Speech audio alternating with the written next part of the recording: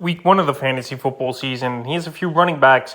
I have his sleeper options this week. The first guy, Mike Davis of the Baltimore Ravens. So right here, Ravens once again coming into the season like last season. This backfield banged up, and we don't know who's going to be the starter, or we don't know who's going to get a majority of the work. The only thing we know, J.K. Dobbins, it doesn't look like he's ready to be on track here for week 1. And even if he is, he's not going to get a full workload. Probably 8 to 12 touches at most. And they got Mike Davis and Kenyon Drake back there. So right here, Mike Davis, he's bounced around the league over the last few seasons with the Bears, Carolina Panthers, last season a bad year with the Falcons, and now he's landed with the Baltimore Ravens later in the offseason. So right now, he could be a sleeper option this week. If he's going to get 10, 15 touches and short yardage work, here's Mike Davis.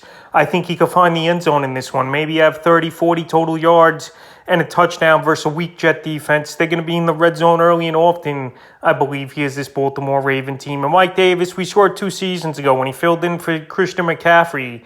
He was one of the better running backs in fantasy football. And if they could use him in the same type of way here in Baltimore, especially in week 1 where he could do a little bit of everything and stuff like that, and they put him in good positions to make plays, I think he could have a good game and be a good sleeper option. And right now, he's available still as well in 72% of fantasy leagues. The next running back's Damien Williams of the Atlanta Falcons. So Williams, he's the backup as of now over there in Atlanta, with obviously Cordell Patterson being the number 1 option. But I think Williams, he could get a decent workload. We know Patterson was a wide receiver converted to a running back over the last couple seasons here. We know Tyler Algiers over there as well, that a lot of people drafted him late in their fantasy leagues. But right now, he's third on the depth chart for now. So reports are coming out Damien Williams could factor heavily into the run game from a few days ago. And I wouldn't be surprised here. We saw Williams have good flashes with the Dolphins and Chiefs earlier in his career. And now he's available in 98% of fantasy leagues here as Williams. And like I said, this Falcon team,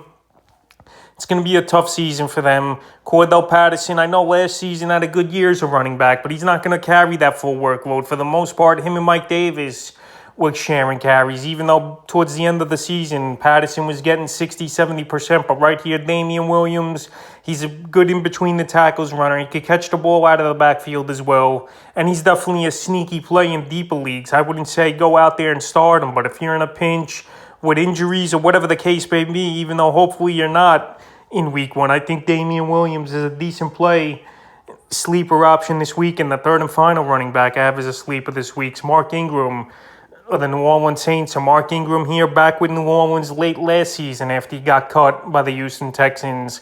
And now here, him and Alvin Kamara, we saw the damage they did a few years ago. And I think we're going to see the same type of deal once again. Ingram, he's not going to get 50% of the touches like he did, but I think 25 to 35% of the touches we could see Mark Ingram. And obviously change of pace and short yardage work. So right here, week 1, he's got a pretty good matchup at the Falcons. And this game could get out of hand as well here, I believe, with the Falcons and Saints. With the Saints getting off to a good start, especially with the defense making some plays here. Mark Ingram, he's available in 73% of fantasy leagues for a guy who still could get those short yardage, and he could even catch the ball a little out of the backfield. So right here, I think he could be a sleeper option with the game script, and I think he's going to play a decent role with the Saint team this season. So that's a few running backs I have as sleeper options here for week 1 of the fantasy football season.